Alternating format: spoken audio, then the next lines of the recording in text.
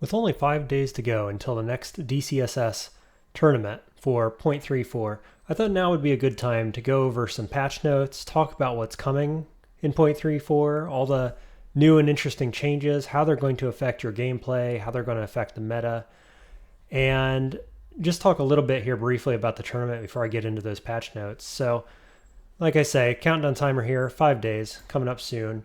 This is all the same from as 0.33 till you get down to here and it says changes from the last tournament are to be determined. And this may or may not include changes to some of these categories. In particular, there's been discussion about most Pacific win going away, changes to streak length, value being increased, and a few other things. So that's kind of what we're looking at here. There may be some other stuff too. Just know that there may be some changes in the next 5 days that may change your strategy going into the single player side of the tournament. I don't know if there's any changes being discussed for the team side of things, but we will see. Okay, let's talk patch notes. So 0.34 is shaping up to be a really cool patch, I think. There's been a good number of changes. Overall, I think 0.33 is probably a bit easier than this current 0.34 is going to be. Let's talk about why. So these are the patch notes ripped off of the page where GammaFunk posted them. I've just rearranged a couple little things and I've done some highlighting here so I don't miss anything I want to talk about. The highlights as GammaFunk laid them out. Players can now carry an unlimited number of consumables. I think this is great.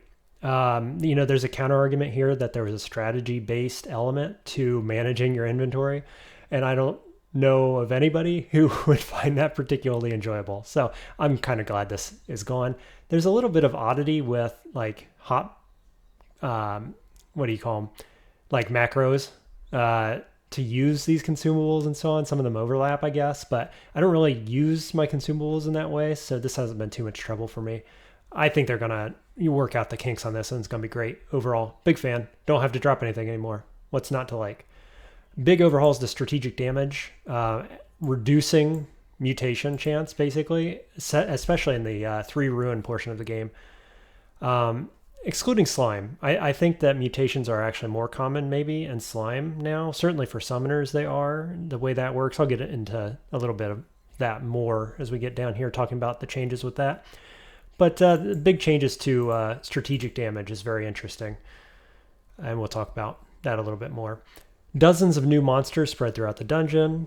Many new egos added to weapons, armor, amulets, and orbs. I think if I was going to say the main thing in 0.34, like what should this be named for? It's this right here, is that egos for all kinds of different schools and even archery, like it's not even just magic anymore. Enhancers for various things have been added to all sorts of different stuff. And I think it's great. It's no longer just on rings and staves. It's on armor. It's on helms, hats, whatever. Very cool. And then the other big change, and the one that people probably are actually talking about the most, right now at least, is the changes to slime, changes to Zot 5 in particular, the new orbs, the tesseracts, and then Doom and Banes are the other major change here that I would suggest. Actually, I guess Doom is included here in strategic damage, probably. Doom and Banes included there. Otherwise, I would have called that out directly in highlights because that's a pretty big deal. We'll talk about that in a minute. So new artifacts or changes to artifacts or whatever. Maybe the most interesting here is that armor egos can now carry or can now come on Randart property pools. So you can get some of those egos on your armors. So this plays hand in hand with those egos being all across the board now. So changes to branches / environment. I have highlighted here the ones I think are the biggest impact for players. And right out the gate is the one that most people are talking about right now, is that Slime Pit has been changed rather dramatically. So it now has slimy stairs, which means that you can't climb back out of the slime pits. And that starts at slime level 2. So you can go in slime, you can test the danger of level 1 and exit safely if you want. But if you go any further than that, you can't come back up, you can't stair dance, etc. And so this has led to a pretty big change in the difficulty level overall of slime compared to what it used to be, because, stair dancing is a major part of DCSS. It's a major safety mechanism. It's the best way to retreat, so on and so forth. And people were finding slime quite difficult. And so their answer to that, and just recently this got changed, going down the slimy staircase does confer a status effect, which greatly increases HP and MP regen for a relatively short duration. And the way I understand this is that it ramps up over time, and it gets up into like 8 or 10 or 11 HP per turn, which is quite a lot. Very impactful. Really does change the initial difficulty when you get onto a new level, new floor, but it wears off relatively quickly, certainly quicker than you're going to find the next set of stairs most of the time. And so I take this as it's helping you establish a foothold on a new floor, basically. So makes you more survivable while you're getting ganked by all the new enemies that are on these floors in slime, which I'll talk about in a lower section. In general, though, the floors now, the up and down stairs are further apart. And as another way to sort of nerf the difficulty here after the little bit of pushback they had was to add guaranteed Jivia altars on slime 2 through 4 and a 50% chance of one on slime 1. This does a couple of things. It gives you a bailout mechanism in case it's way too hard and you're down the slimy stairs and can't retreat anymore. You can abandon your god or whatever and convert to Jivia and be safe in slime. The other thing that this boosts is it gives you a more guaranteed or a higher floor guarantee of getting a Jivia altar for people who want to dive to Jivia. So this includes turn count runners.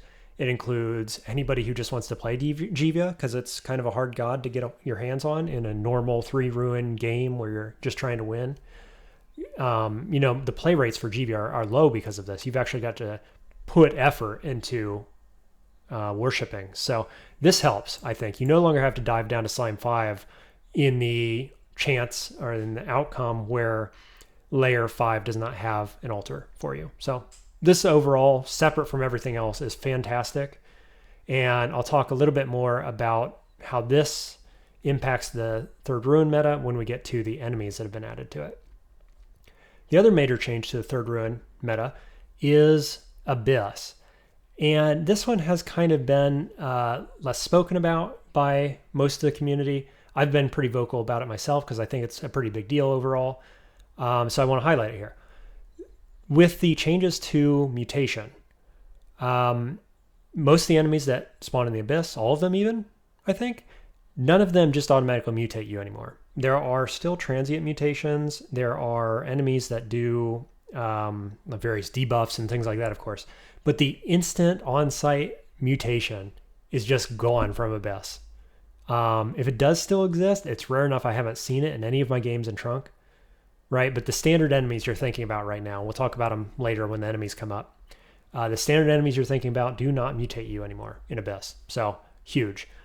Now, how much danger does that actually pose? Not a ton. Most of the danger of Abyss is how variable it is, how long you sometimes have to spend in it, and the fact that you can get like super out of depth monsters here, high level demons and stuff like that. So that still exists as a threat. But this other major change is that the entry, the depth at which players enter into the Abyss is now based on their, not XL, this has been changed, it's now skill level, regardless of how they arrive there, basically. So what this means is you no longer enter the gate of Abyss and go to Abyss 1 and then have to find your way to Abyss 3 or 4 to get the ruin. You, by the time you find an Abyss gate, usually, are just going to be on Abyss 3 or 4 automatically. And so the range of skill level is going to be equivalent to a XL of somewhere around 21 to 23 is kind of the optimal place to go into Abyss now. And that's going to give you a good chance of landing on either Abyss 3 or sometimes Abyss 4, but not Abyss 5, which is kind of what you'd like to avoid if possible. You can still find the ruin there, but it starts getting a lot harder, obviously. And lower than must be XL 18, 19, something like that, you're having a much lower chance of landing on Abyss 3 and you're more likely to land on Abyss 2, which you'd rather not do because that's kind of wasted time and it's more time spent in the Abyss, which is dangerous. And, so if you're looking at low 20s XL to go in, that's probably where you want to be. So long story short, the Abyss now is a little bit easier in terms of the mutations being the standout thing that is missing now. And it's a little faster to get to the ruin because you skip out on Abyss levels 1 and 2 if you're actually doing this as your third or even second ruin, as I've done a few times. You're getting right to the meat of it so that you can find the Abyss ruin right away, more or less. And people are finding relatively often that they spawn next to the ruin nowadays. And that has been nerfed a little bit, so it's a little less likely to do that. But using your teleport scrolls gives you another roll of the dice, right? So if you have explored the general area a little bit inside of Abyss, you can read a teleport scroll and get a new zone of the Abyss, which rolls the dice and may just place you right next to the Ruin Vault, which I've had happen to me twice now. So if you have a good stack of teleport scrolls and maybe a little bit of regen, which you'd always like to have in the Abyss, you can just go in here and wander around for a little bit. And as soon as you get a couple enemies on the screen you don't like, hit the teleport scroll. It's going to take between 5 and 15 turns. It's a little bit delayed in the Abyss. And go somewhere else in the Abyss, right? Refresh everything, lose those enemies. Maybe you find the ruin, and if not, you just explore a little bit, wait till there's a few enemies on screen, read the teleport scroll again, and just do this a couple times, and you're pretty much guaranteed to find that ruin pretty quickly. I think for turn count, there's no question this is better now than it was. It was meta before to do Abyss for turn count runs. It's even stronger now, is where I'm at with it. It's both easier and faster. And I think that standard players, non-turn count, non-streakers, whatever, just people, asking what third ruin should I get? Consider Abyss. If you have regen and if you have a stack of teleport scrolls, that's pretty much all you need. A little bit of stealth helps, right? When you get to the Ruin Vault, you can kind of sneak past most of the enemies if you're around stealth 8 to 12, somewhere in that range. So that'd be the only other thing you really need. I'm really liking Abyss. It's really good now. And I'll come back around to that again a little bit later. So depths, I wanted to highlight this as well. Depths now more consistently contains threatening mini vaults. Now you might read this and think, okay, that's cool. Mini vaults are neat, whatever. I actually think this is impacting the difficulty of depths a decent amount. The few times that I've been there and I was a little underpowered compared to where I'd like to be, it mattered, man. Like if you're in a bad situation, use the teleport scroll, you are much more likely to end up inside a mini vault now, right? This is vaults that do not have locked doors. So your teleport scrolls, your wormhole enemies that can teleport you around, all that stuff makes it much more likely to end up in threatening mini vaults. And I think this makes the difficulty of depths quite a bit higher if you're not already strong. So the weak characters that are finding themselves needing to teleport once in a while are going to have a harder time in depths now. I think this is pretty meaningful, actually. Okay, the Halls of Zot will now contain one of 3 types of orb monster each game, each wielding a different element and form of strategic damage. You've probably heard about this. If you've been to Zot 5, you've noticed, or even if you've seen a temple, the temples now tell you which of the 3 types of orbs you're going to find in Zot 5, which is nice, so you can start planning for it ahead of time. In 0.33 and prior, we knew it was going to be orbs of fire every time, so you had to have fire resistance by the time you got to Zot 5. A couple pips is nice, 3 is great, whatever. Now it could be an orb of winter or an orb of entropy, which does negative damage and corrosion. So I like this. It varies the kind of resistances and gear you're looking for each game a little bit. The other threats of the orbs, so like Orb of Fire does mutation, the Orb of Entropy does doom, and the Orb of Winter does a piety-based debuff, so you lose a little bit of piety with your god. And I think each one of those is very interesting in its own right? It's a different kind of threat from each, and both of them are quite unique. I should say all 3 of them are quite unique types of threats. So I like this. I see no downside to having more variability in how your game's going to play out each time. The kinds of loot you're using and the kinds of resists you care about. Like, this is just straight positive in my mind. I love it. The other change to Zot 5 is that it now contains 2 boundless tesseracts. I have a video about this specifically. These are immobile enemy spawners. When they wake up, it happens when you kill Orb Guardians. They wake up, they spawn a bunch of enemies. It's like 4 or 5 initially, and then 1 every 50 turns, which is pretty slow, actually. I think people will have less of an issue fighting this constant spawn when they get more used to it. Like, being used to going into Abyss, where enemies spawn once every 5 turns, so 10 times faster, at minimum, and the deeper in Abyss you go, the faster they spawn, right? You start getting 2 enemies every 5 turns at Abyss level 5. So that's a lot faster. If you're used to dealing with that a little bit, or, Pandemonium as well is pretty slow spawns, but it does spawn things over time, then this is probably less of an issue for you. I expect that the newer players are getting a little overwhelmed with this, and my advice is don't worry about it too much, right? Slow down and take your time, play like you would before. And if you need to kind of push in and fight, and then they push you back out of the lungs a little bit, and then it's kind of a back and forth for a while, you're only going to see 1 or so extra spawns out of that, right? If you need to rest a bit, you probably see 1 extra spawn because you rested back to full health. Even like retreating back off the floor to rest on a floor above and then going back down, I've done that and not even run into 1 spawn straight back to the Tesseract. So they can spawn anywhere on the level on Zot 5, and so you might not even see them, right? They can spawn behind you, so like it can be problematic, but 1 in 50 turns is pretty slow, and my advice is just slow down, act like it's not even happening, don't worry too much about it. And the other thing I'd say is, when you actually kill the Tesseract, here you go, it dismisses all the Tesseract created monsters, but more importantly, I'd say, it dazes all monsters inside of the Tesseract for about 9 turns. So this is a long time. 9 turns, they just stand there. Daze is a specific type of effect, which has been changed in 0.34. I've highlighted it down below, but it's basically a stun until you do damage to them. So you do damage to them, they wake up, and they can do whatever they want, but they just stand there and do nothing for about 9 turns. Everything in the area, right? Very strong. So this is a buff to the character, effectively, putting something that stuns everything in sight for that long.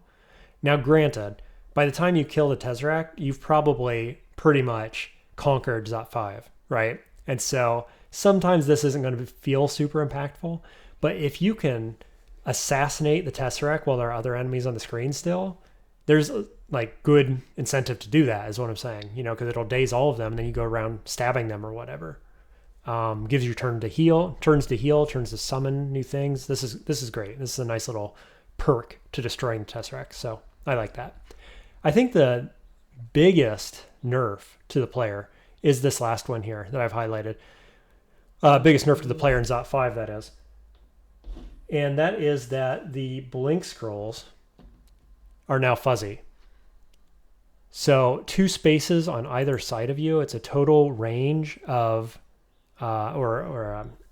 this is a radius, I should say, a radius of 2 spaces. So 2 on either side of you, which means a total difference potentially of 4 spaces from one corner to the next corner in a square where you could be teleported when you blink. And this has a pretty big possibility of being quite impactful, I think. I haven't had it really damage me too much yet, but I have highlighted in that video where I talk about Tesseracts how it could be quite impactful. So we'll see how this plays out. I think most players, most high-level players, are feeling like this is the bigger problem, and I'm 100% on board with that line of thinking, that the Tesseracts are much less of a deal. It does change my playstyle a bit, right? I'm no longer reading noise scrolls to pull enemies out of the lungs, but this is the bigger nerf to player safety, basically. Okay, let's scroll down a little bit more. Talk a little bit here about the character. So Doom is a new mechanic added to 0.34. I think that it's a pretty impactful one. And the way it works is that you accumulate Doom, kind of like Contamination in the past. It goes up to 100%. When you get to 100%, you get a random Bane. And those Banes then wear off the more experience you get. So all the Banes have different levels of experience you need to work them off. And you can see there's a whole list here of different banes that you can get from this. These banes can also come from troves, so you can opt to take a bane to get into the trove, which is quite nice. But these vary from extremely problematic to basically meaningless. And it's just dependent on what kind of build you're running, where you are in the game, and so on. So some of the time you're going to be happy to take the bane, like from a trove, whereas the early game monsters they've added that do give you doom are going to be quite scary to certain builds. So I'll talk more about that in a little bit here. But that is a big change. And likewise, I was talking a little bit about contamination there. Player contamination has been heavily adjusted. So most of the mutations that you're getting in a game now come from being contaminated, rather than the direct instant effect mutation, which I believe only exists on 2 enemies now. The Orb of Fire still has it. And there's a new enemy that shows up oftentimes in Pan, I believe, called the Zeegle or something like that. I totally butchered that, I'm sure. But they both instantly mutate you. Otherwise, most of your mutations are coming from this right here, contamination.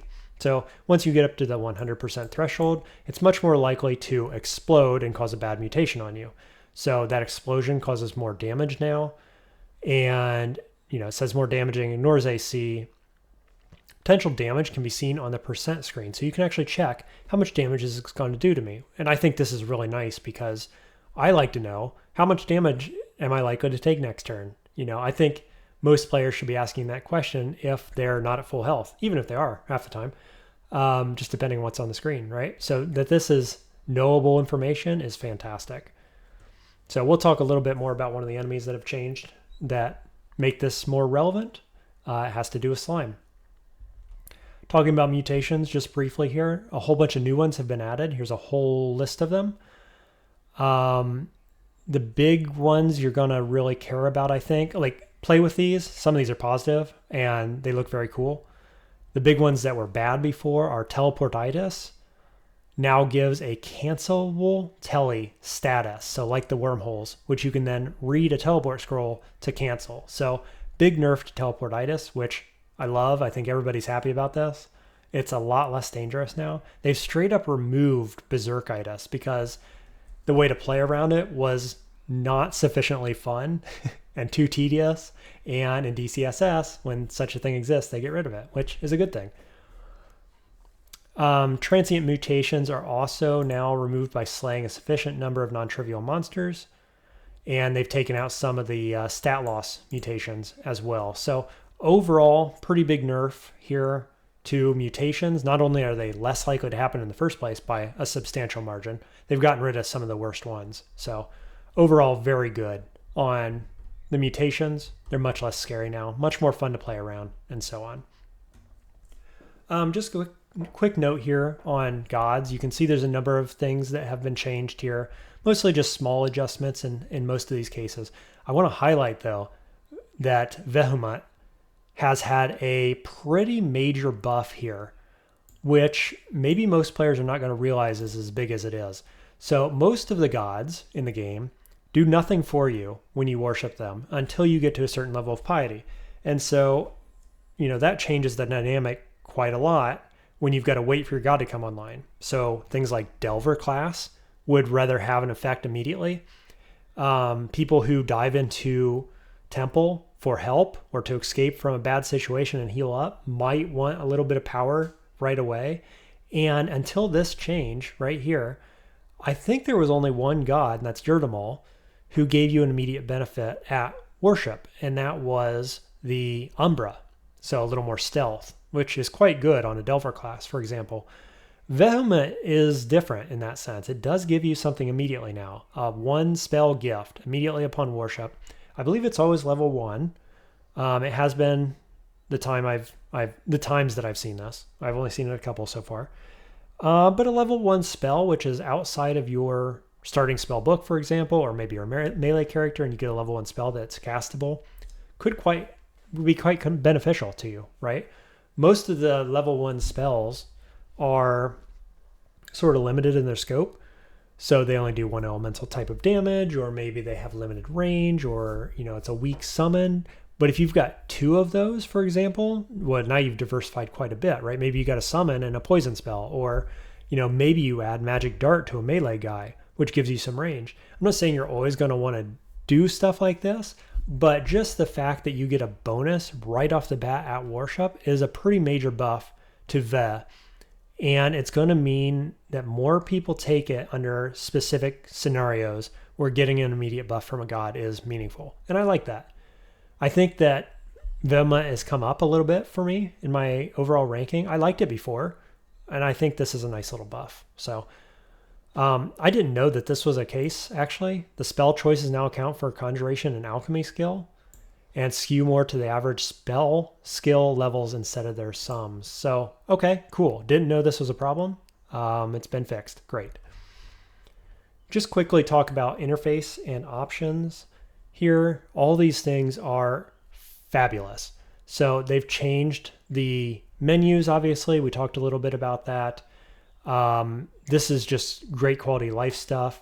These scrolls of a bunch of different kinds of things now have targeting prompts, and then you can highlight the monsters very easily to see what is your chance of affecting them. So I find this most useful with fear, but also vulnerability is relevant, right? And it just automatically does this for you. You used to have to queue these up on your quiver button and then hit F so it didn't actually shoot the quiver. It just lets you highlight things, and it was like just a bunch of extra button clicks. And this is just a huge quality life benefit for me. You never accidentally read them. You always get the chance to look at the outcome chances and probabilities. This is really good. Love this. All right, let's keep going. So the items section here is probably the biggest part of 0.34. I said this before, if you're going to name it after anything in particular, I'd say the items are the thing to look at.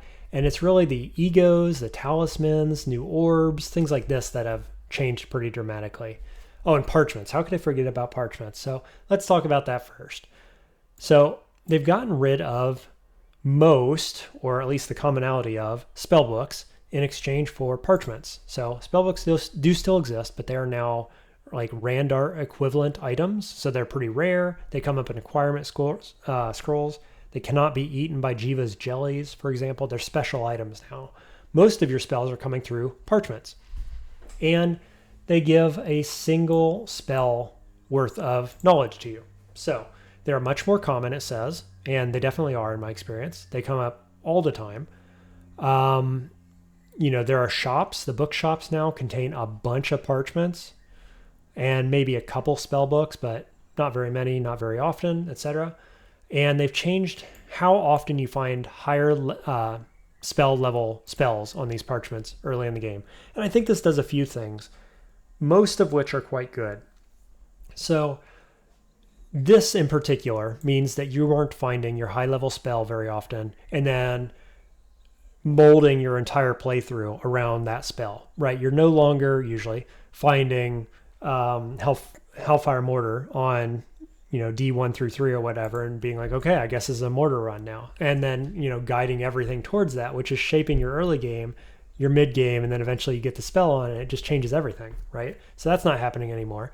And the other thing that's not happening is you are often finding spell books of, say, alchemy that are all your alchemy spells that you need. And it's like early game, mid game, late game spell, right? Which kind of does the same thing as this finding higher level spell limitation does. Like, how to plan ahead more, and you've got everything all at once. You've got your whole alchemy book there. So instead what you're getting is random spells here and there. And what this encourages, in my mind, is sort of a go wide spellcasting strategy. And I was saying the other day on YouTube that I actually thought the game already kind of pushed us in this direction of going wide, which is why I do it all the time. But it was really subtle the way it did it. It does it through XP efficiency. Once you get your spell levels, your spell schools learned up to like the early teens, so like 12, 13, 14 range. And after that, the amount of XP that is needed to get to the next level starts going up exponentially, right?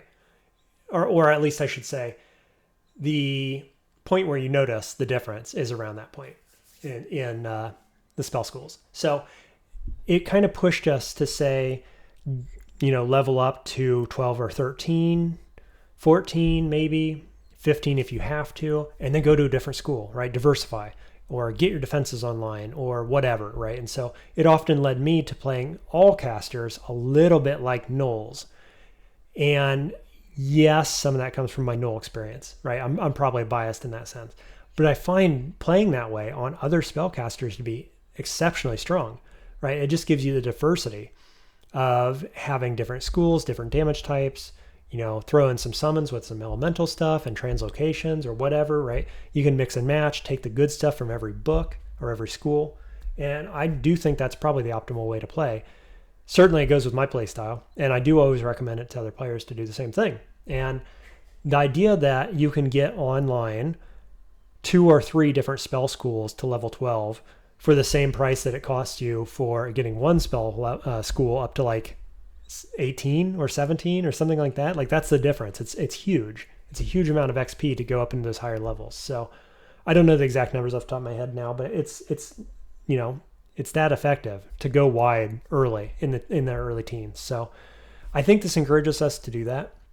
You do need to kind of know what you're looking for in terms of having a general opinion of what the good spells are, right? So you stumble across 5 parchments on D2, and most of them are going to be worth ignoring. And maybe one of them gives you an idea of what to do in the mid game, right? So you need to kind of have a little bit better sense of what you're looking for at any one point in the game. And if you do, then I think this is a good thing because it encourages you to play optimally, in my opinion, right? It encourages you to go wide, which is encouraging you to play optimally, which is a good thing. But it's going to be harder for new players because they're going to get a bunch of one-off spells and not know which one to pick, right? And in some sense, that's bad. In another sense, it encourages them to find out what is good. It encourages everybody to play with a wider range of spells, maybe try things they wouldn't have otherwise. So overall, this is like super good and impacts the game in a lot of positive ways, I feel. The downsides are small, by comparison. Definitely changes the way spellcasters play for most people. And I think that's okay. I like this. Big fan. New amulets. I don't know what to say about this. Like, Dissipation I thought was going to be quite good, and then I realized it didn't affect any of the things I wanted it to affect. So this is weird. This is a weird one. Amulets of Alchemy seem pretty good. So you get some MP whenever you drink non-useless potions. So you drink your curing potion, you get some MP. Seems good. I'd rather have an MP regen amulet instead. So, when I don't find my MP regen amulet, maybe I'm wearing this. Wild Shape appears to be the best out of the bunch. So +5 shapeshifting skill, excuse me, is exceptional, right? On shapeshifters, but also non-shapeshifters, just really good. Like there are a bunch of new talismans, which I'll talk about shortly, in the 8 shapeshifting skill range, right? And so just +5 from Wild Shape makes getting those on super cheap and early, right? If you find this early, you can get those on early. This is fantastic. I think this is great. It allows more people to try shapeshifting more often, allows you to go to higher levels without as much training. This is fantastic. Notice that this is +5 on top of whatever your base is, which means that if you have 3, it goes to 8 for almost no investment. But also, if you're at 15, it goes to 20. And that difference, as I was saying before with the spells, that difference from 15 to 20 is tremendous. That's worth an extremely high amount of experience, right? So this is good, probably all game long, realistically. It's going to compete a lot for me with other good amulet slot options, but it's cool. It opens up the game quite a lot and encourages people to try shapeshifting. That's a good thing because I think shapeshifting probably hasn't got as much attention as the devs would like it to have gotten so far. And, just from the talk of Discord and Reddit and so on, I feel like people are testing this once in a while, but maybe not as much as they could or even should. And this is going to help encourage people to do that. And I think that's great. Okay, next up is a whole list of new orbs that you can hold in your offhand. The Orb of Attunement increases the amount of enhancer your magical staff gives you. So doubling that up, giving you more spell power, and it also restores a small amount of MP per hit. I've seen the number of 4 MP thrown around. I'm not sure if that's a static number or what that is exactly. My thoughts on this are, I like gaining MP always, right? And so I haven't tried this myself. I don't know how relevant that is, but I expect if you can gain 4 MP per hit, that's pretty good overall. The double enhancer effect, I'm not so stoked about. Like, I'm not going to say I don't like it, but I very rarely feel as a spellcaster that I need more spell power, right? The only thing I actually care about is the castability or the failure rate of my spells. The spell power is much, much less important. And so I've never been a caster that wants to stack up enhancers, right? If you have an enhancer, it's like icing on the cake, but you're going to play the same build with or without the enhancer. It's not a decision point of any relevance most of the time, in my opinion. So I don't know. I haven't played with this yet, but I feel most people are talking about it positively, I guess. So give it a shot. See what you think. Let me know. Orb of Glass only has upsides. It may inflict fragility on nearby enemies whenever they're injured, and that scales with evocation. So any kind of injury you deal to them, from range, melee, whatever, might inflict fragility, which doubles the damage they take, which is fantastic. And I have heard tell that around 20 evocations, it happens often enough that, it's basically every enemy. So this sounds very good. I've used it in one game early on, and it was okay. It didn't trigger that often. I only had evocations around the 3 to 5 level probably when I was using it, maybe 6. So not super high, and it was triggering maybe once a fight if I had a group, maybe 1 or 2 enemies. So like, it wasn't totally irrelevant. And it's only upside, so I guess I'd say if you don't have a shield, this is good. I have not tried any of the other 3 orbs. They all sound quite good. Mesmerism inflicts daze on nearby enemies whenever you are injured. Daze is very good. It just got a buff, as I mentioned earlier. It just makes things be stunned, essentially. They can't do anything until you do damage to them. So that's quite good. Pyromania, I'm not sure how it would work with allies, right? Because it produces an explosion whenever you directly kill a monster without using attacks. So it's a spell casting thing as I read it. And so if you're killing things with spells, then you explode. And I assume this would damage your allies. So it may change the kind of build you're going for. But overall, this seems really good if you're not using allies, or if it doesn't hurt them, but I assume it does. If you can just explode whenever you kill something, it's like a cascading effect.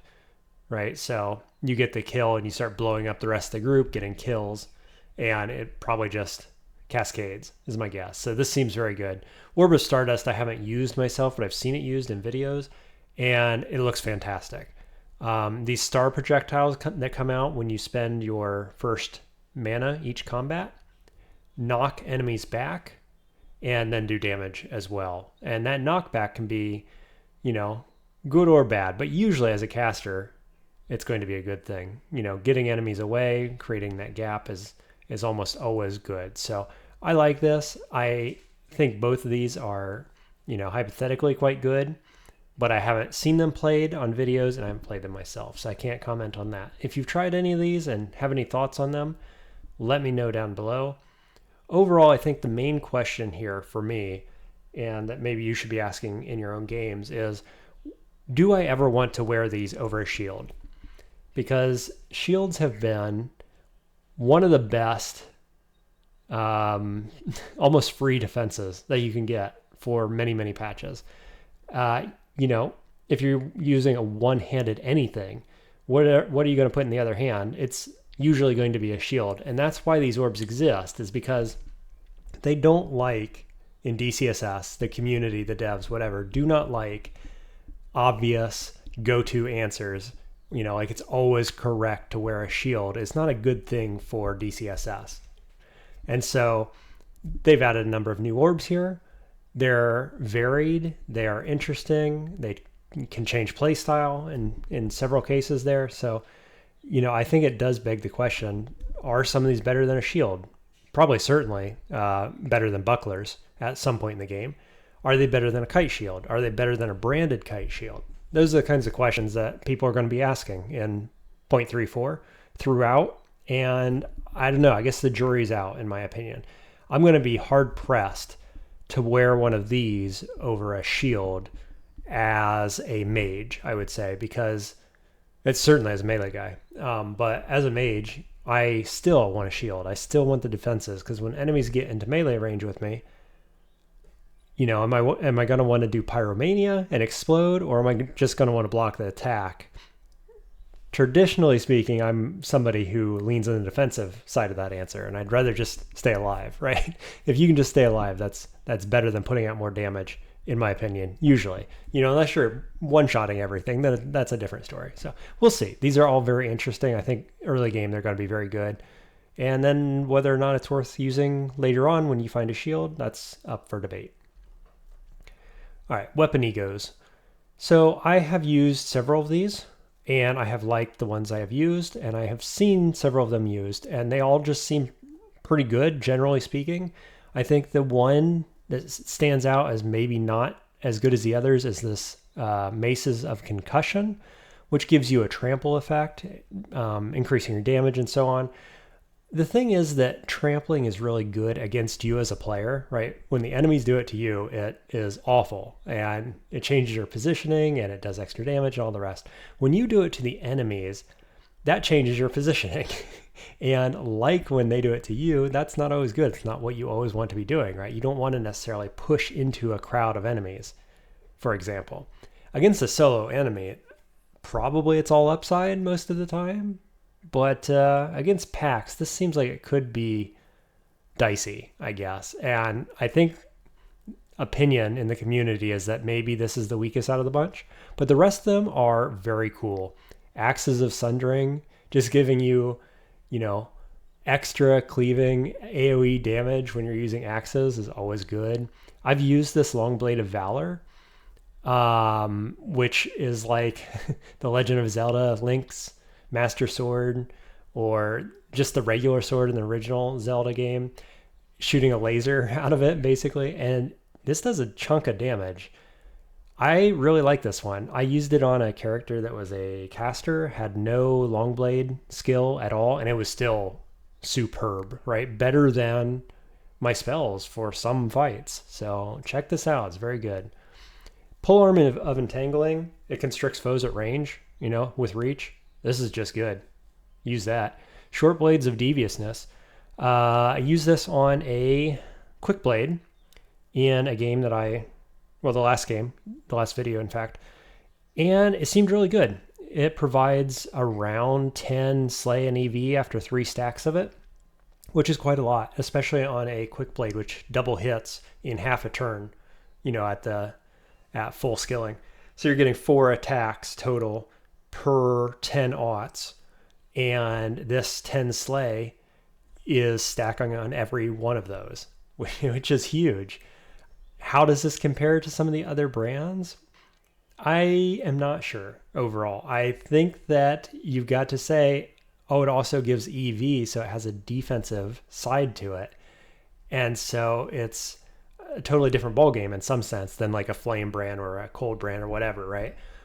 The Slay is probably pretty similar to a flame brand, but then you get the EV on top of it, and I'm still not sure how to evaluate that fully, but it seems extremely good. So I'm liking this. Let me know what you think of these. I have not tried Rebuke. This seems good. I don't know if you're ever going to, want to use a two-handed weapon like you would need to with this, because I come back to, maybe you want to use one of these orbs or like 10 shield. That's a kite shield. You're going to find a pretty good staff. Like, it's going to have something else on it probably. I don't know. Jury's out on this one too for me. I like shield. Getting free shield on something else is good, so I could go either way on that. Okay, new heavy armor egos. I have tried 3 of these. I have not found the armor of archery yet, but these are enhancers that come on heavy armors. And, this one in particular, or these three, I guess, are all caster related. So command is summoning, death is necromancy, resonance is forgecraft. And it gives you a success rate bonus as well as being an enhancer. So that's good because these are heavy armors. And I feel like it's kind of butting heads against that fact quite a lot. I'm not sure exactly where the balance needs to be on these and if they've hit it. Like I said, I've tried them a little bit, each of these, and I felt kind of mediocre about it. Like, again, I come back to, I don't need the enhancer on almost any spells ever, is how I feel about that. And then you're wearing heavier armor, which makes your spells harder to cast, but then you're getting this bonus to success chance, and it kind of levels out, but it does require more armor skill. And so you're putting more points into armor skill instead of your, the summoning spell class itself. And it's erring you more on the defensive side than the offensive side. So you would think that this would fall in my wheelhouse. It seems pretty good. I'm just not sure where the balance is and how I feel about it just yet. As you can see, I have mixed feelings on this. Just because wearing heavy armor has always been a thing that you don't do on casters. So got to give this more testing. But in general, I like the idea, right? Let's scroll down here and talk more about armor egos. Like, I like this idea of putting these egos on other slots, whereas before they were only on rings and staves. And now we've got them on all kinds of stuff. So there's your heavy armor, right? You've got different weapon brands. You've got enhancers now on other types of armor. So a couple of different hat enhancers. There's one for ice, one for ranged and throwing items. Very cool. Sniping. You've got cloaks are air, gloves are fire. There's also gloves of parrying, which gives you shield when using melee attack. Double if two-handed. So people are liking this. And I mean, just, it's on gloves, so it's free shield. Again, seems very good. This is trying to get people to use two-handed weapons more. It's almost never optimal to use two-handed weapons, and there's a couple things in this patch that are kind of pushing people in that direction, trying to make it more viable, and I like that. I think that's a good idea. Not sure if this is enough, along with you could pair this, for example, with this Save of Rebuke, right? 10 shield while attacking and redirects, plus gloves of parrying gives you shield. And that's doubled with two-handed weapons. Seems like a good combo, right? But that's going to take two specific items to make this build come online. So, I don't know. If you get it working, seems pretty good.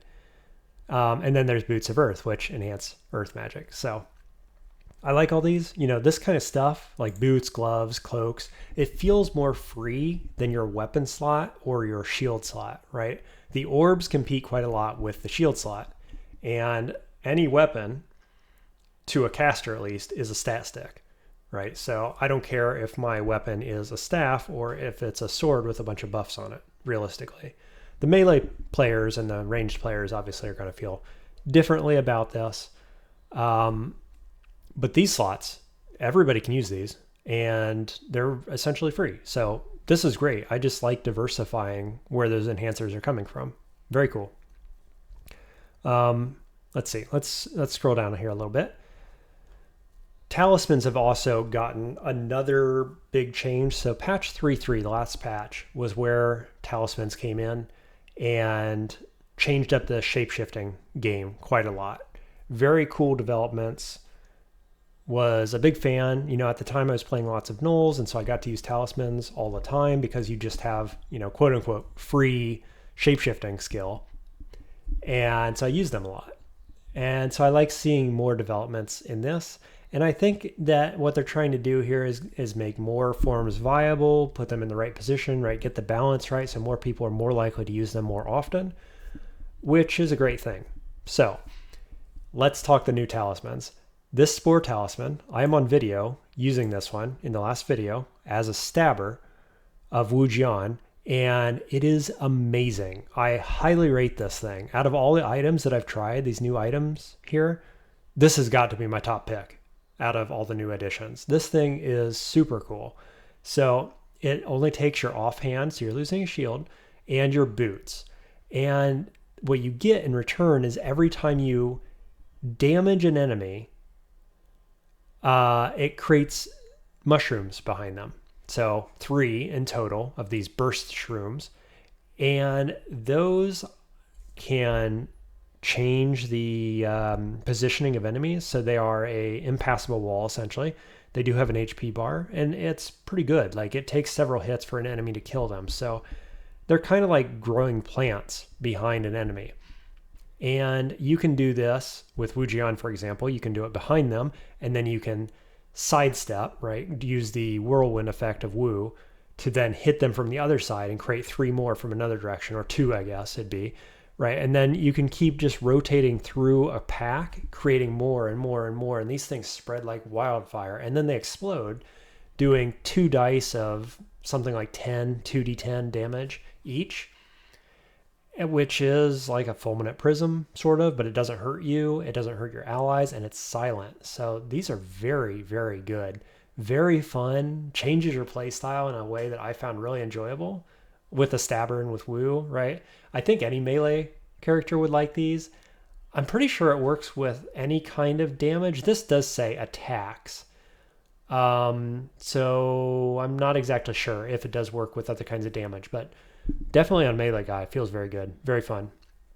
And it only takes, tier 2 means it takes 8 shapeshifting skill, which is, relatively cheap, especially if you got that wild form talisman, right? That only takes level 3 plus wild form to get this online. Very good. The other new one is eel talisman, which changes your hands into electric eels, which is funny and weird, I guess. It's a tier 3 talisman, which I believe means level 12 skill. And it melds gloves, weapon, and offhand, right? So that's your shield, your weapon, and your gloves to get 2 eels, basically, which provide RLX, that's nice, and make your melee attacks sometimes produce electric jolts. So you also get a stronger one when you fall to lower health. Now, reading this, it sounds interesting, but it sounds like there's a lot of negatives there. The response from people who have used it in the Discord is quite positive, I feel, from what I've seen.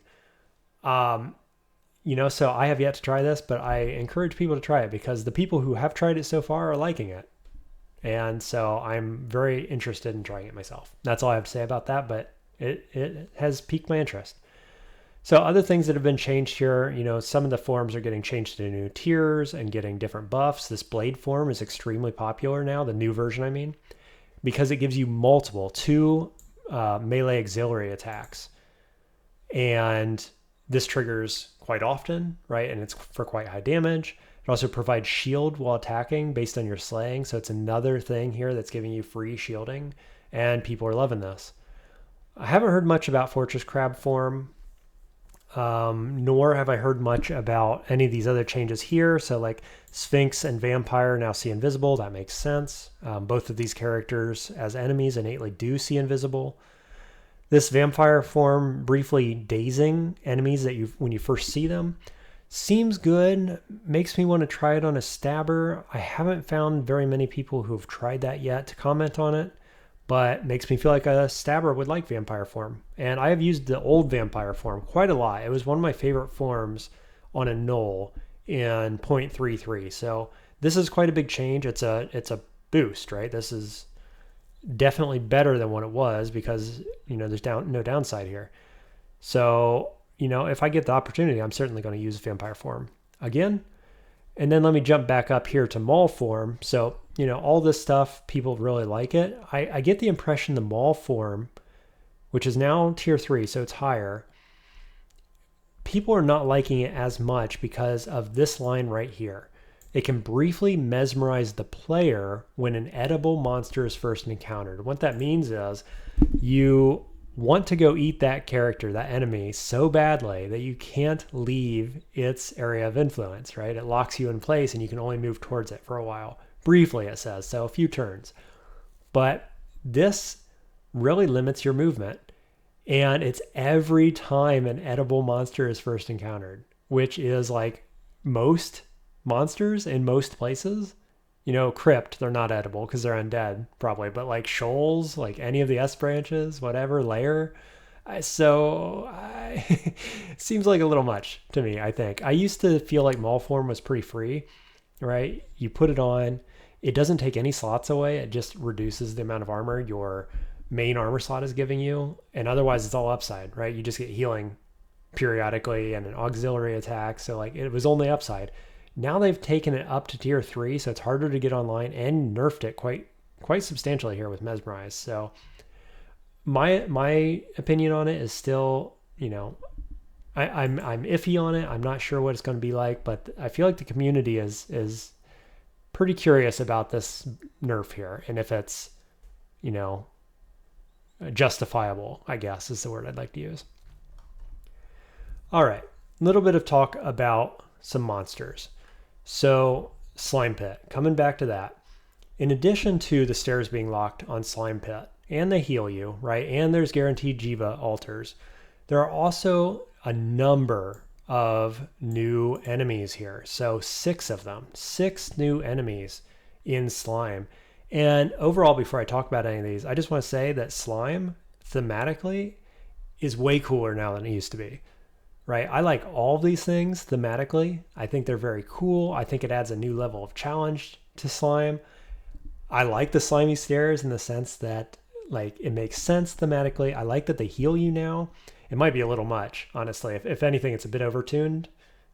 but I understand this is like an iterative process to see how hard is the new slime. And the answer overall, I think, is that it's a decent amount harder. And then you kind of dial it back a little bit, and maybe that was too much. And so it's a balancing dance that we're in the middle of here. And these enemies are all part of that because they all have interesting new mechanics, right? This colossal amoeba is the greatest killer in Slime now, last I checked. And, it makes copies of itself and does 50 damage a hit or so. That's quite a lot. It's like a rock slime that multiplies. So previously in 0.33, I think rock slime was one of the scariest enemies for me as a caster because they hit so hard, right? They hit for 50, and they have a trample effect as well.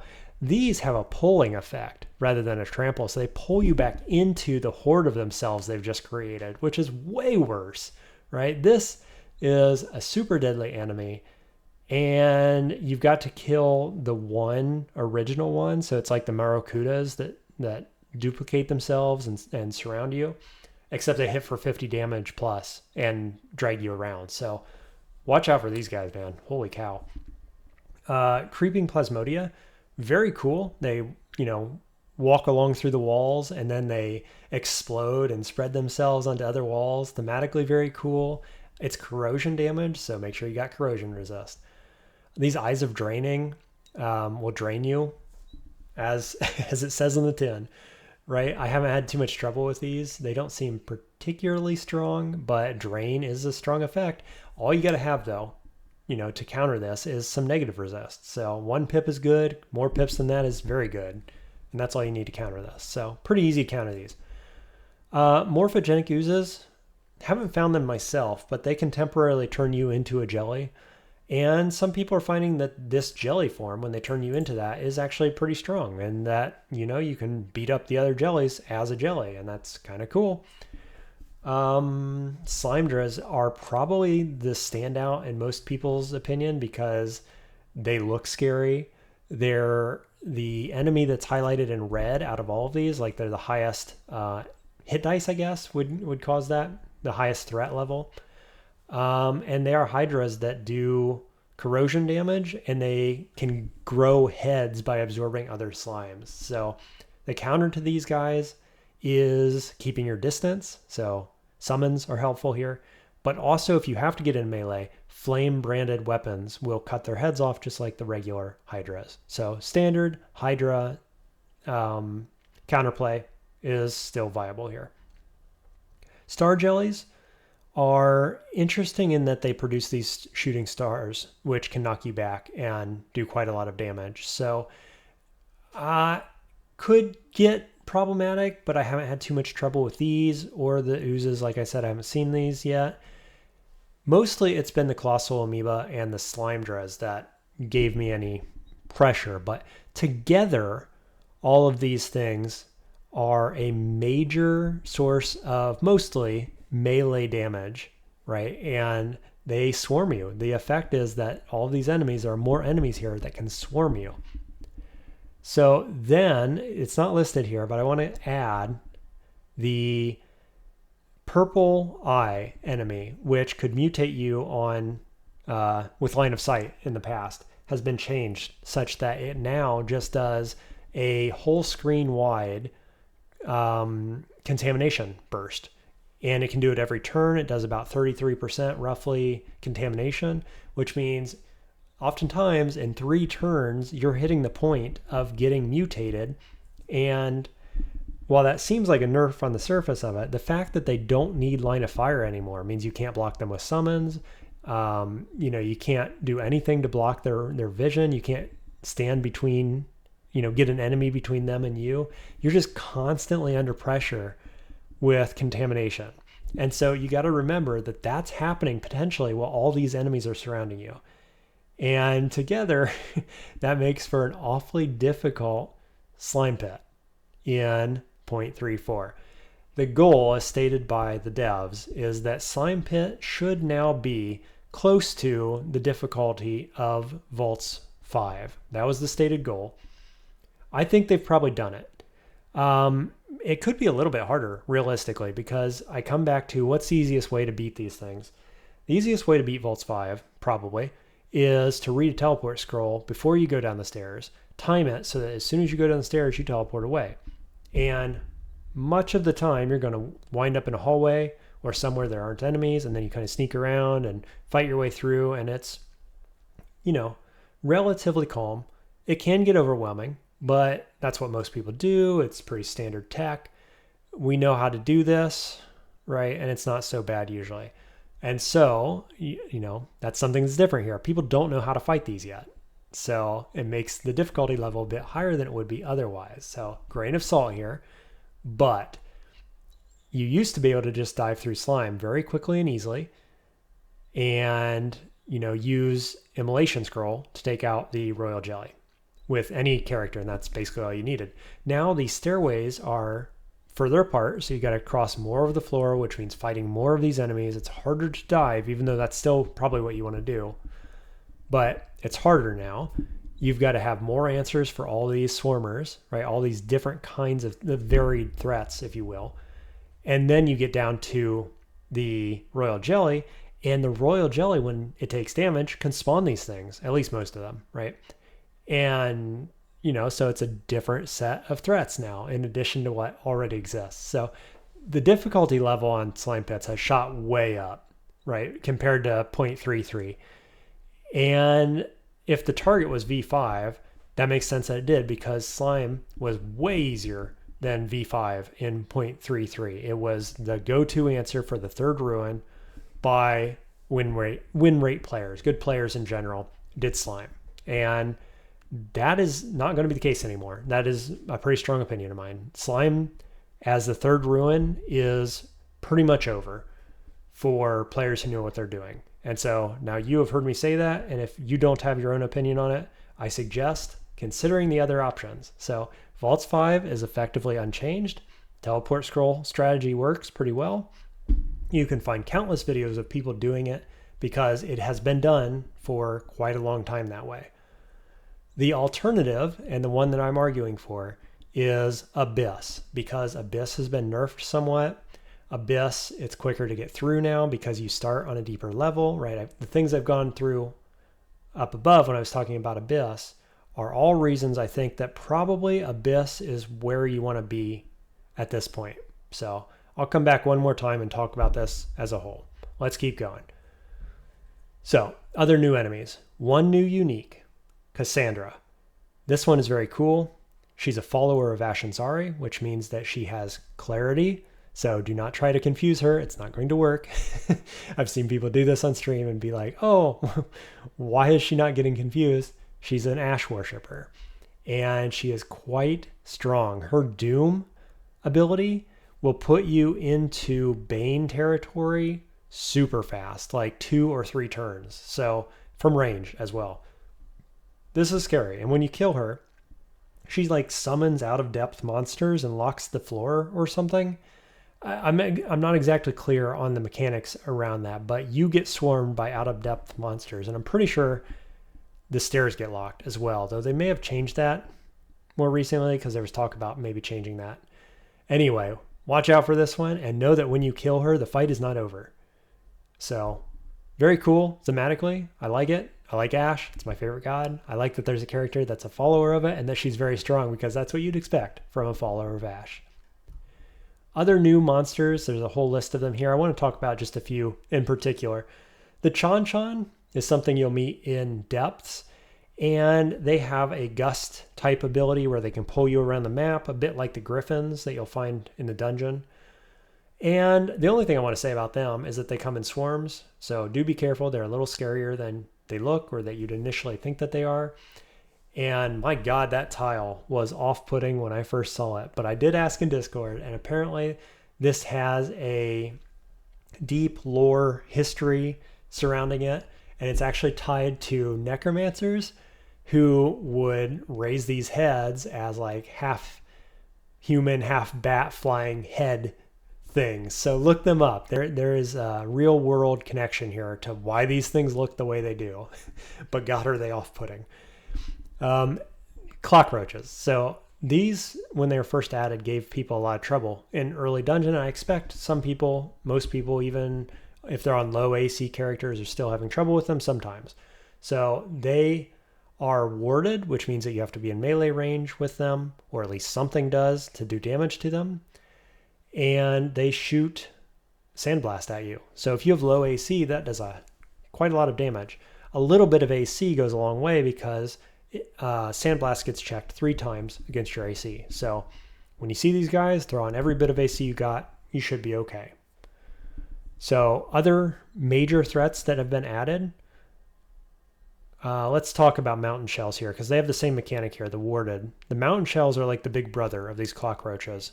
They are in layer, they're warded, so you got to be in melee range, and they do a Seismosaurus style earth attack. So it hits you from range, it's an AoE, and it grows like movement blocking walls behind you, so it's harder to retreat. These guys are quite tanky.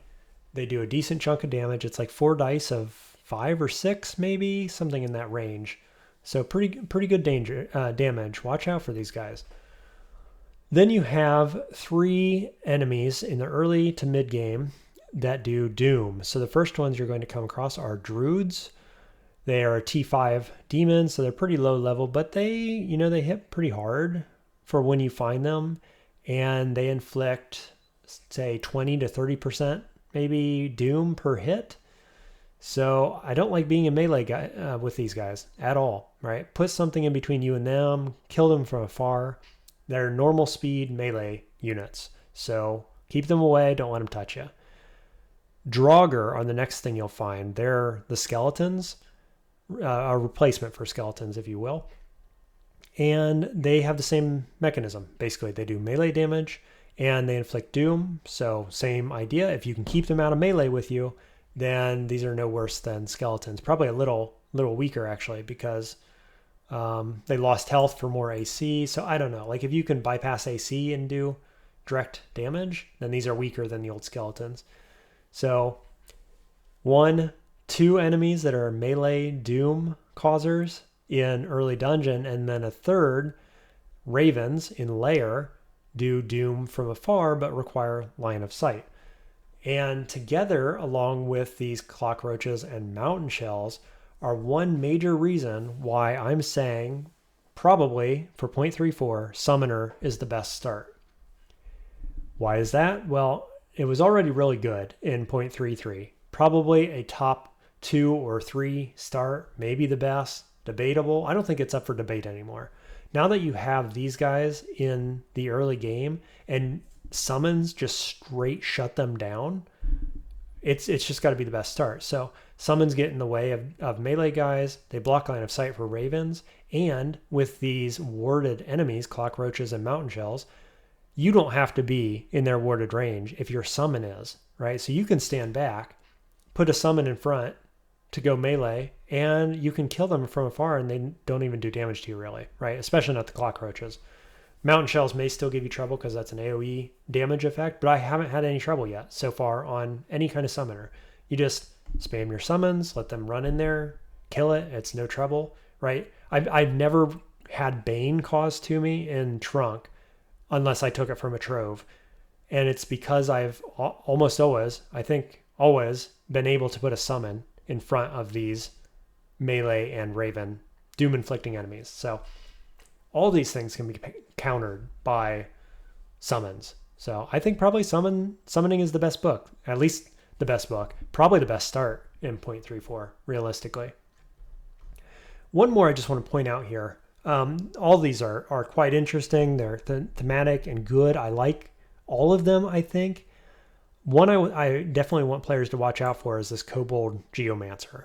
I forgot to highlight it, but I'm seeing it here and it's jumping out at me because this guy looks unassuming, right? He looks like a kobold who's wearing brown armor and or like a brown chest plate, and it's just like really unassuming. And then all of a sudden the wall explodes and you're getting hit with LRD as you try to retreat, right? So dungeon, like D8, D9 range, comes in a pack, right? He's with a pack of poison kobolds usually, and he's just kind of standing in the back, unassuming.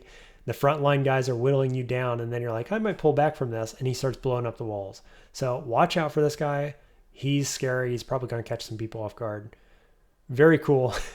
I like stuff like that, but it's going to take some learning for people to catch, for your eye to catch this guy when he comes on screen. So, all right, let's keep going. I highlighted here the two Malmutators that are in Pan, and both of them have lost Malmutate. So neither of them do permanent mutations anymore. They both get different abilities. One of them does transient mutations. Another one does more damage rather than mutations. So there go your mutations from Abyss, just straight up, right? Some temporary ones, but who cares about that, right? It's the permanent ones we really care about. The purple mutating enemy I mentioned earlier in Slime, couldn't think of the name, Shining Eyes. So they now have mutagenic gaze, and it does that contamination over time. I've talked about that.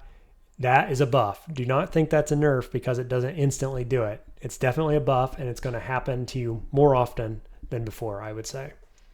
So I've talked about the buff to Daze. Daze is very good now. I didn't even realize how good it was when I was using the mushroom form because I thought that it was still the 1 in 4 chance to skip an action, but it is just always skip actions. So this is a huge buff to Daze and makes Spore Form that much better. Okay, let's talk spells real quick. I'm just going to run through most of them, and then we'll talk about the last two, which are the most important. So Dazzling Flash is now Gloom. You get it in the Enchanter book, and it's not great, is my opinion on that. Like, don't use it. Use Confusing Touch instead on that build. If you get it on some other character that doesn't have any crowd control, maybe it's okay, but it just feels like you've got to use it multiple times to get a good number of enemies in a pack blinded. So do not like this. Costs too much. Not a fan. Enfeeble got a little bit of a nerf. So instead of doing anti-magic, it does diminish spells. So it like reduces their spell power. It's still pretty good, right? Like this is a good spell overall. It's just a little less powerful against spellcasters because it doesn't straight up shut them down. It just makes them weaker. So, it was really good before. It's still really good. It's fine. Martyr's Nail, don't know if it's worth mentioning. Still a good spell. Let's see. Summon Horrible Things is one I've tested quite a lot and have an opinion on. So it used to give you a will minus temporary mutation in 0.33. Now it gives you a tiny bit of doom, somewhere between like 2 and 10% per cast. I do not find that this is a relevant amount of doom. If anything, it's on the low end, right? It kind of a little bit matters when Orb of Entropy is on the screen, and it might matter, a little bit more if you are undead as well, because undead work off doom slower. So if both of those conditions were true and you were mainly using Summon Horrible Things, this may be relevant. If those things aren't true, this is not really a relevant amount of Doom. So I would say this is a buff to Summon Horrible Things, realistically, because negative willpower is more relevant than, 2 to 10% Doom every time you cast this, I think. Especially considering that you're casting this in the late game, you're getting a bunch of XP, working off the Doom quite rapidly. So this is fine. If anything, I'd say you could turn this up and it would be fine. Fortress Blast got a little buff. That's a spell I've never used, so I can't comment, but more range is good, is what I got to say about that. Here are the two biggest nerfs on the spells, maybe biggest nerfs in general. It's funny, actually there's another nerf I'll talk about, and that other nerf that I'm going to talk about is the one everybody else is talking about. I think these are a much bigger deal. So Hellfire Mortar can no longer be recast while the lava is still present. So it makes a trail of lava, and then the mortar disappears, and that was the point that you could recast it in 0.33. And what that meant was that you could have a number of cheesy strategies, like blocking corridors permanently, even against flying enemies, by just continually sending a mortar down the same line over and over and over. And it was extremely powerful, right? I said back during that time, during 0.33, that it's the best spell in the game, bar none, by a long shot.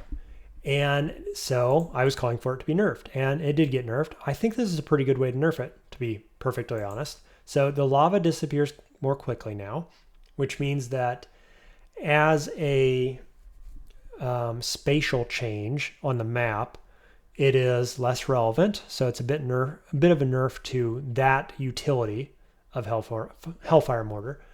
So if you're breaking walls and flying through them over the lava, you can still do it, but you gotta be quicker. You can block land-based movement of enemies for a shorter period of time, and so on. But overall, you have to now have some other spell probably to go along with Hellfire Mortar. In the past, it's the only spell you needed, right? As soon as you learned it, you were just done. You just use this the rest of the game, you're good to go. Now you need some kind of support spell probably. And I think that's good. That's probably where it needs to be. So still extremely good. I think this is a fine nerf. Sphinx Sisters are now ever so slightly weaker and have a shorter duration.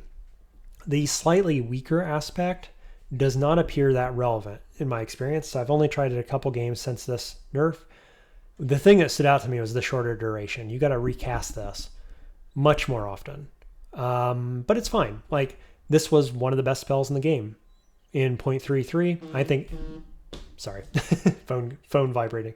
I think it still is, right? This is just like Hellfire Mortar. It's just the way that you cast it has changed, but otherwise it's basically the same spell. And you're very, very happy to learn this and get it online. I think both of these, though, are nerfs to more important parts of the game than the nerf that everybody is talking about, which just happened, and I don't think was on this list, actually, oddly enough. And that is the nerf to Quick Blades, taking them from a breakpoint of level 14 to a breakpoint of level 20, which, granted, is a lot more experience needed to get them to their min attack delay.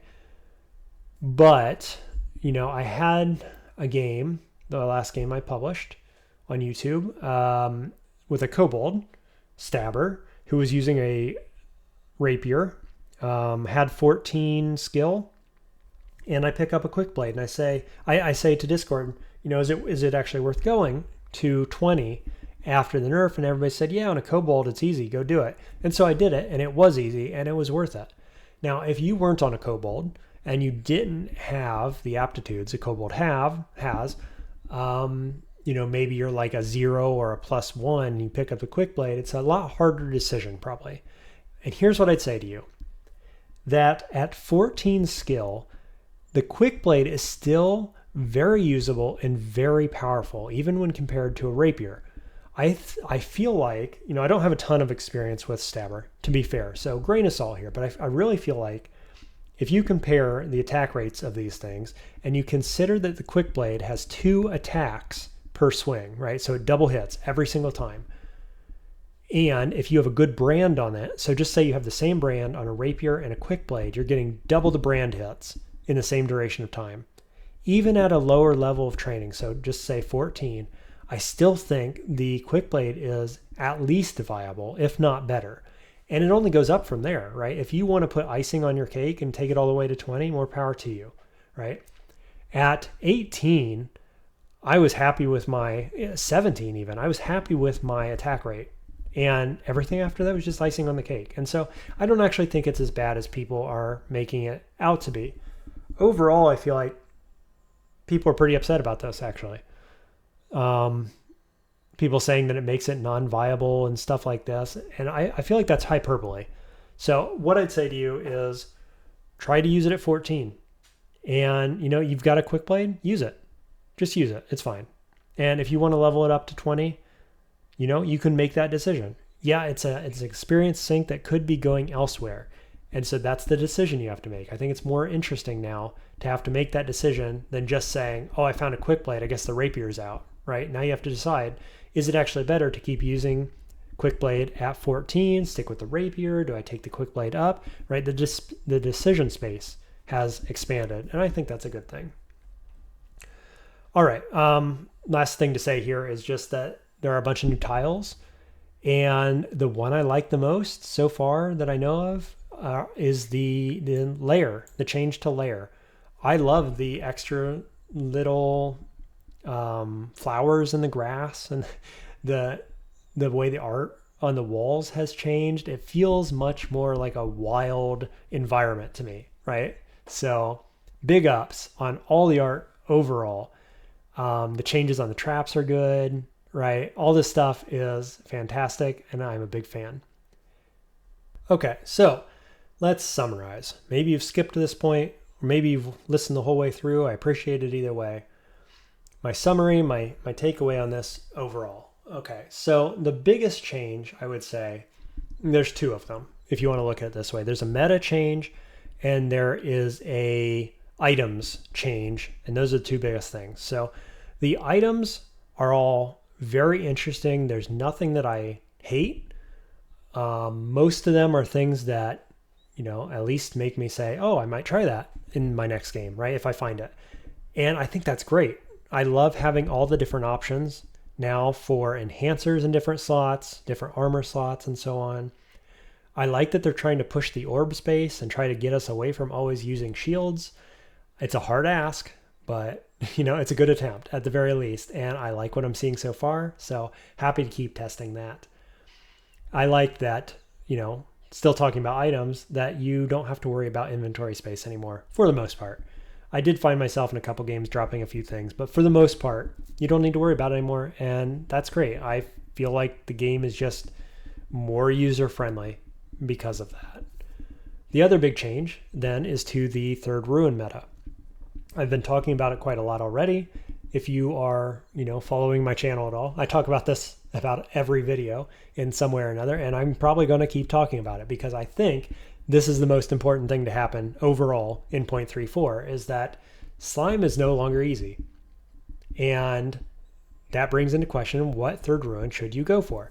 And I think the state of things is such that it comes down to Abyss or Vaults 5. And probably, at least where my mind is at right now, is that it's going to be a decision, a strategic decision to go into one of those two locations based on what kind of character you have. So if you have a lot of regen and a bunch of teleport scrolls and maybe some stealth, right? Summons are particularly good as well. Then you might be looking at Abyss because summons are very mana efficient, right? The regen helps you keep exploring longer. The teleport scrolls are to reset the area. So people don't like Abyss mainly because it's variability. You can get swarmed easily. All of this stuff, which can be countered by a teleport scroll. Teleport scrolls are usually abundant. You usually have a large stack of them by the time you get into Abyss. And so what I'd say is plan for the extra delay in Abyss. It's going to take you 5 to 15 turns in order to teleport. So read it early. It's cheap. Just reset the area, right? If you're feeling like it's going in the wrong direction, or maybe you just stop moving, right? The fight gets heavy enough that you get locked down a little bit and you're not continuing to explore, just re-teleport, reset the thing, right? Use the variability of the Abyss to your advantage. And the fact that you can just do that with a cheap, everybody's got a bunch of them teleport scroll is fantastic. That cannot be overlooked, right? Everything I'm seeing about, Abyss being so hard or scary or whatever, just read a teleport scroll, right?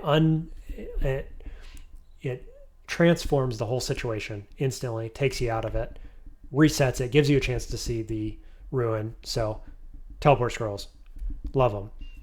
V5 would be more like if you have big AoE and want to just blow up the welcoming party, or if you're okay with reading the teleport scroll, going down and ending up somewhere random, right? So again, there, stealth is going to pay off for you. What else? Like summons are always good, of course. Relatively speaking, this is pretty stable. People have been doing it for a long time.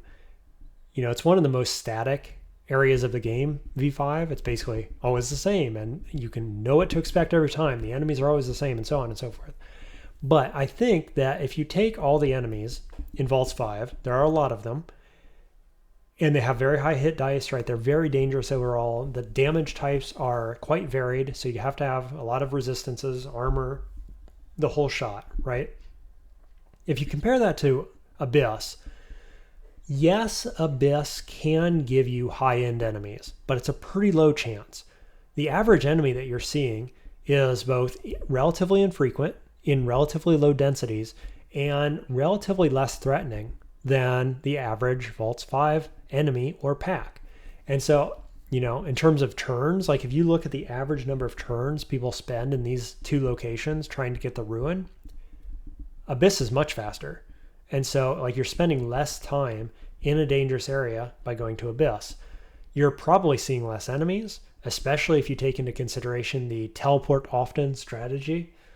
And you can get into that ruin vault, get the ruin, teleport out, and then dip super quickly. Vaults, you're probably going to have to fight something. Even if you get lucky by picking the correct quadrant just by chance that the ruin is in on your first attempt, you've probably got quite a fight on your hands, right? It may involve liches, titans, packs of ranged enemies, like all kinds of stuff. And I think probably that's a bigger threat overall than stumbling across a brimstone fiend or a bone dragon or something in Abyss, which you can just teleport away from. So overall, I think that's where my stance is right now. It's certainly where my head's at. That Abyss is probably the easiest out of the three. I definitely think if you disagree with that, your mind is probably going to V5, since it was the old standby that everybody's done for a long time as the main third ruin. So I think those are kind of the decision point. I think Slime is probably out as a third ruin. I think it's awesome. It's thematic. It's way better than it was. It's more balanced in terms of V5, but I still think it's probably harder. And I think most people are probably going to write it off as the third ruin in 0.34. I've said it in multiple places. In fact, I said if it is the most taken ruin by win rate players, I'll eat my hat on stream. So there you go. I've repeated that. I'm certain it is not going to be the most popular ruin anymore. And, it took a while for people to come around to Slime being the right thing to do in the past, even though it didn't change that much for quite a few patches, and eventually people came around to it. I think this is going to be immediate. Like the first time you step foot in new Slime, you're like, oh, this is quite different. I don't know if I'll come back here. That's kind of the first opinion a lot of people are having to it. Certainly the opinion I had as well. And now they've nerfed it a little bit, right? Made it a little bit easier and so on. And the more you learn about it, the more everybody learns about it, the easier it's going to get, because you'll know how to counter the enemies, you'll know what to do, the right strategies and things to bring with you, and so on and so forth. I still think that it's always going to be more variable than V5, right? The chance of getting swarmed from all different directions by heavy hitting enemies, like 50 damage each in a lot of cases, it's just always relevant. And yes, that can kind of happen in Vaults 5. And the damage is varied.